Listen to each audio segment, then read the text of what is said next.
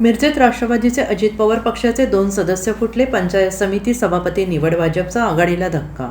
मिरज पंचायत समिती सभापती उपसभापती निवड विभागीय आयुक्तांनी रद्द ठरवल्यानंतर जिल्हाधिकाऱ्यांनी नूतन सभापती उपसभापती निवड दिनांक 4 ऑगस्ट रोजी जाहीर केली. त्यानंतर आता राजकीय हालचालींना वेग आलेला आहे. पंचायत समितीमधील सत्ताधारी आघाडीतील राष्ट्रवादी अजितदादा पवार पक्षाच्या 2 सदस्य सध्या नॉट रिचेबल आहेत. या भाजपच्या गळाला लागल्याचा अंदाज वर्तवण्यात येतो आहे. त्यामुळे एकच खळबळ उडालेली आहे. दिनांक 4 ऑगस्ट रोजीची सभापती उपसभापती निवड थांबवण्यासाठी आघाडीने न्यायालयात जाण्याचा हालचाली गतिमान केलेल्या आहेत. मिरज पंचायत समितीतील यापूर्वीच्या सत्ताधारी काँग्रेस, दोन्ही राष्ट्रवादी, शिवसेना शिंदेगड आघाडीकडे 11 सदस्य संख्या तर भाजप आणि 1 शिवसेना सदस्य अशी 11 सदस्य संख्या आहे. त्यामुळे सभापती उपसभापती निवड आणि सत्ता स्थापनेबाबत चुरस निर्माण झालेली आहे. गत सभापती उपसभापती निवडीवेळी भाजपकडे असणारे शिवसेनेचे 1 सदस्य गैरहजर राहिल्याने काँग्रेस, राष्ट्रवादी, शिवसेना आघाडीने येथे सत्ता स्थापन केली. आता पुन्हा होणाऱ्या